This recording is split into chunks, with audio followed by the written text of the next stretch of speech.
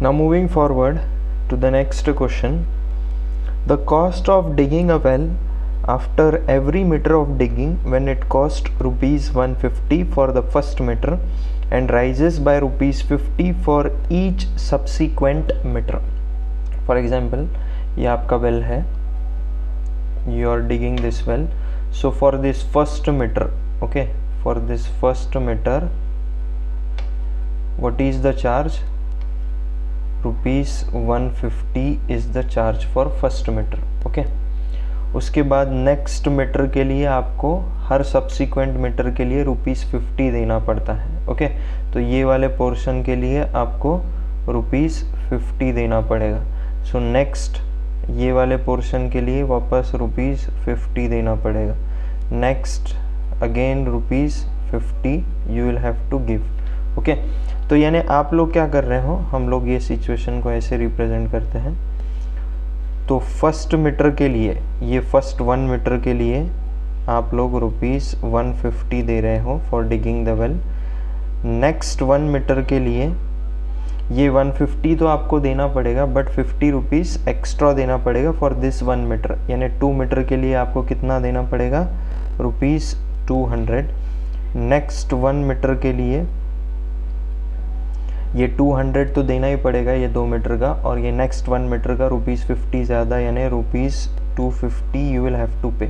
Similarly it will come for next 1 metre, it will come 300. बस आपको 50 rupees बढ़ाना है प्रीवियस वाले 1 मीटर से. Here also at the last for this you will give 50 rupees more, so it will become 350.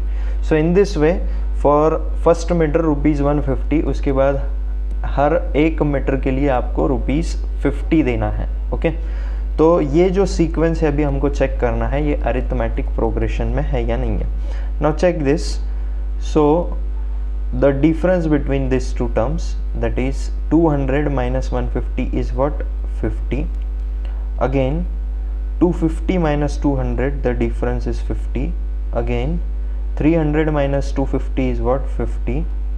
Again 350 minus 300 is what, 50. यानी हमको क्या मिल रहा है, common difference is coming same in every case. यानी ये क्या है, आपका कॉमन डिफरेंस है, और कॉमन डिफरेंस सेम आ रहा है.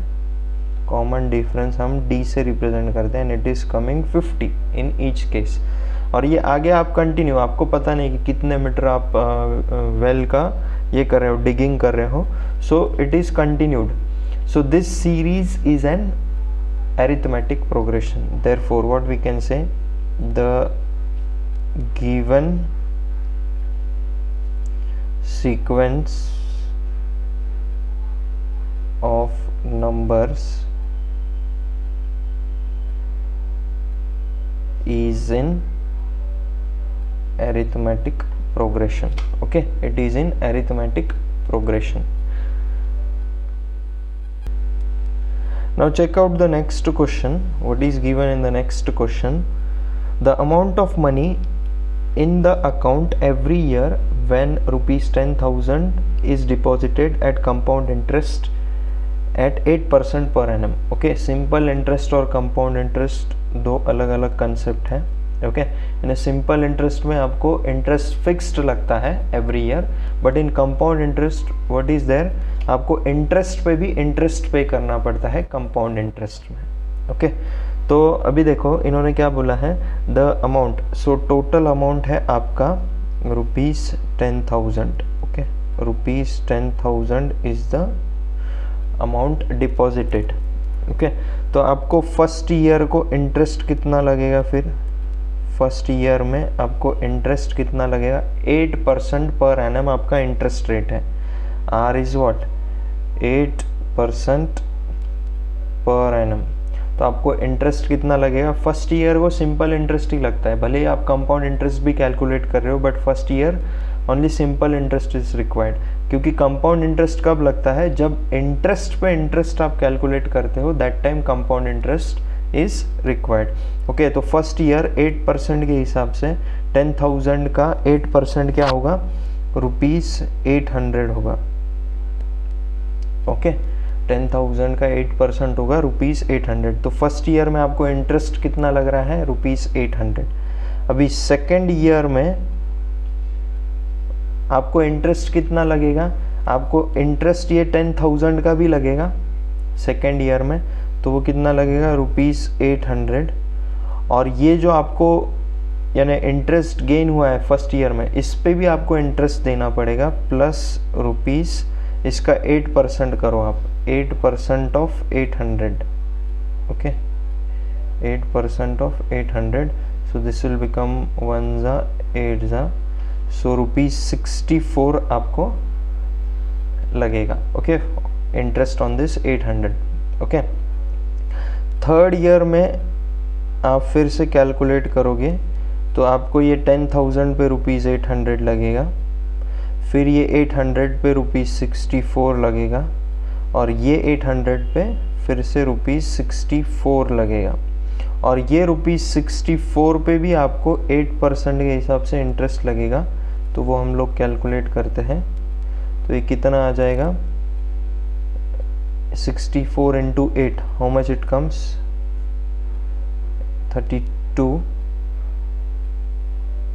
8 6 48 plus 351, 5112, सो यानी ₹5.112 ये 64 पे इतना इंटरेस्ट लगेगा। तो यानी देखो आप, फर्स्ट ईयर में आपको इंटरेस्ट कितना लगा? 800, नेक्स्ट ईयर में आपको इंटरेस्ट कितना लगा? 864, फिर उसके बाद नेक्स्ट ईयर में आप इसको कैलकुलेट करोगे तो ये कितना आएगा? 800, 128 और 5.12, इनका एडिशन करो तो ये कितना आएगा? 933.12, 933.12, ओके। तो हम लोग इसको फिर से ये वाले सिचुएशन में रिप्रेजेंट करते हैं, ये फर्स्ट ईयर, ये सेकेंड ईयर और ये थर्ड ईयर, ओके। तो फर्स्ट ईयर को आपको इंटरेस्ट लगा है 800, उसके बाद 864, उसके बाद 933.12, ओके। तो अभी हम कॉमन डिफरेंस चेक करेंगे। यहाँ पे कॉमन डिफरेंस कितना है? 864 माइनस 800, यहाँ पे कॉमन डिफरेंस है 64, और यहाँ पे आप कैलकुलेट करोगे तो ये 864 माइनस 00, तो ये कितना आएगा? 12, ये फिर 13 minus 4 is what? 9, so 4 plus 2 6, 69.12 का डिफरेंस आ रहा है यहाँ पे, 69.12। अभी ये common difference it is coming different, okay. Since the common difference it is not same, so what you will write? Since common difference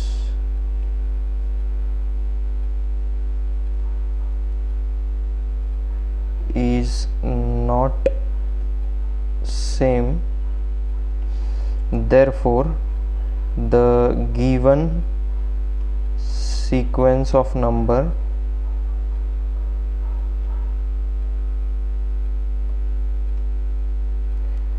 is not in arithmetic progression, okay. So in this way we have completed the first question of exercise 5.1.